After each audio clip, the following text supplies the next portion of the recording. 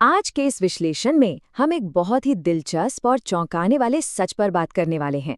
वर्तमान में जियो या इसी पल में रहो की सलाह तो हम सब ने अनगिनत बार सुनी है ना? लेकिन स्रोत सामग्री कुछ और ही कहानी बयां करती है।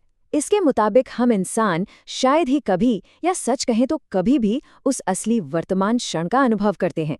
हम या तो बीती बातों की धूल झाड़ रहे होते हैं या फिर भविष्य के ख्याली पुलाव पका रहे होते हैं।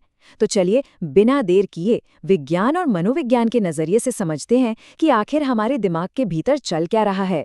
अब सबसे बड़ा और बुनियादी सवाल जो सामने आता है वो ये कि क्या हम सच में इस पल को जी रहे हैं या फिर ये सिर्फ हमारे अतीत के अनुभवों का एक रीप्ले चल रहा है। स्रोत सामग्री का तर्क है कि हमारा हर अनुभव असल में पुरानी यादों का ही एक रूप है। हमें लगता है, बिल्कुल पक्का यकीन होता है कि हम अभी एक ताज़ा अनुभव से गुजर रहे हैं, लेकिन हकीकत में ऐसा होता नहीं है।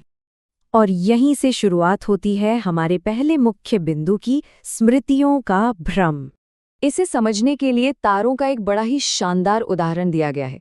जब हम रात के आकाश में किसी तारे को देखते हैं तो ऐसा लगता है ना कि हम उसे बिल्कुल अभी देख रहे हैं, लेकिन विज्ञान कहता है कि वो तारा इतनी दूर है कि उसकी रोशनी को हम तक पहुंचने में लाखों साल लग जाते हैं। मतलब जो तारा हमें अभी चमकता हुआ दिख रहा है वो असल में उसका वर्तमान है ही नहीं, वो 1 लाख साल पुराना अतीत हो सकता है।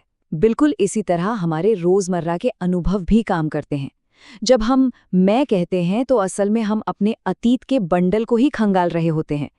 एक गुलाब के फूल के उदाहरण से ये बात एकदम साफ हो जाती है।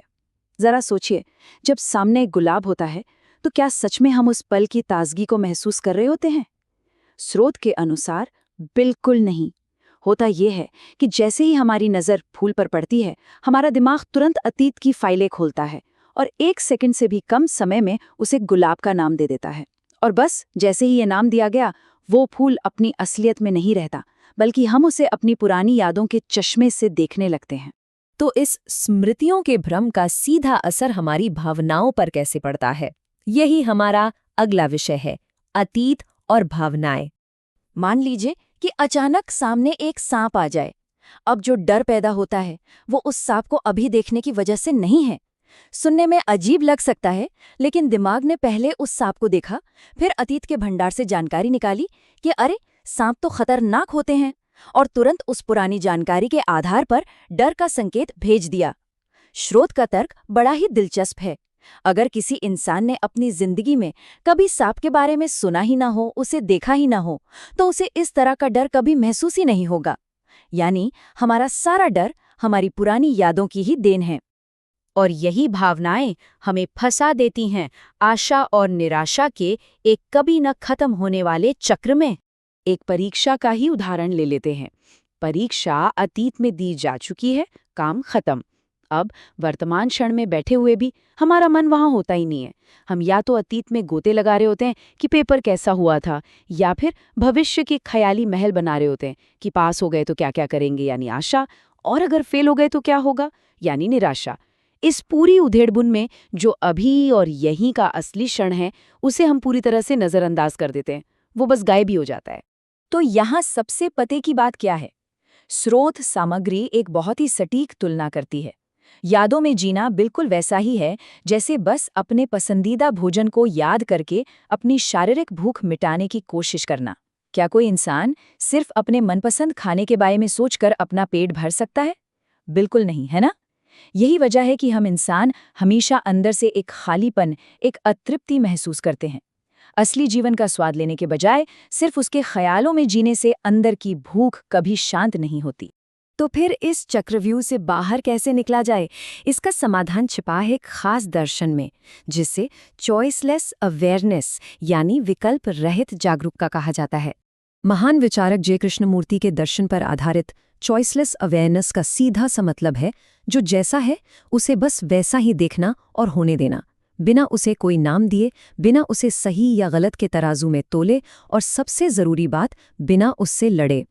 ये अतीत के भारी भरकम भ्रम से खुद को अलग करने का और आखिरकार वर्तमान में पूरी तरह से टिके रहने का एक बहुत ही प्रभावी तरीका बताया गया है।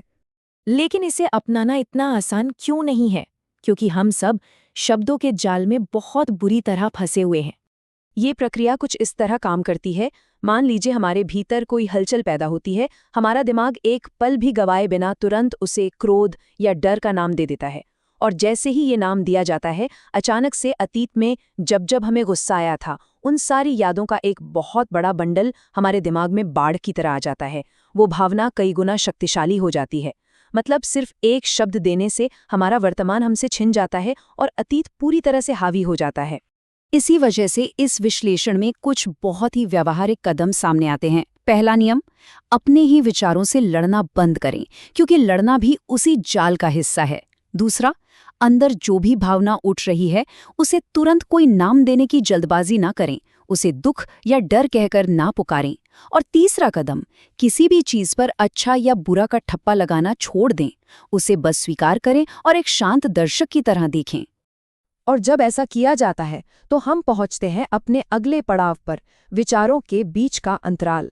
जब हम चीजों को नाम देना बंद कर देते हैं तो दिमाग में एक वाकई अद्भुत घटना घटती है।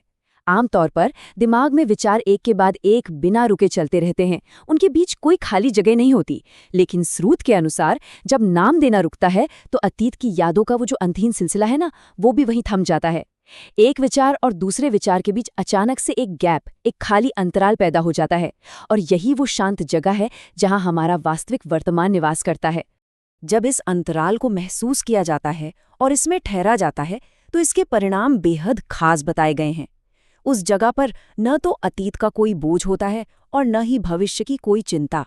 वहां बचता है तो सिर्फ जीवन का एकदम शुद्ध अनुभव, एक बहुत ही गहरी शांति, परम आनंद और एक ऐसा पूर्णता का एहसास जहां कोई कमी नहीं लगती। यही वो जगह है जहां हमारी सारी अतृप्ति और बेचैनी हमेशा हमेशा के लिए शांत हो जाती है। तो इस पूरे विश्लेषण के बाद हमारे सामने एक बहुत ही गहरा सवाल आकर खड़ा हो जाता है। अगर असली शांति और सच्चा जीवन केवल वर्तमान के उस छोटे से अंतराल में ही मौजूद है, तो हम अपनी यादों के उस सुरक्षित लेकिन भ्रमित करने वाले खोल से बाहर कदम कब रखेंगे? ये यकीनन एक ऐसा विचार है जिस पर बहुत गहराई से सोचने की जरूरत है। आज के इस विश्लेषण में हमारे साथ जुड़ने के लिए बहुत बहुत धन्यवाद। जल्द ही एक और दिलचस्प विषय के साथ फिर से चर्चा करेंगे।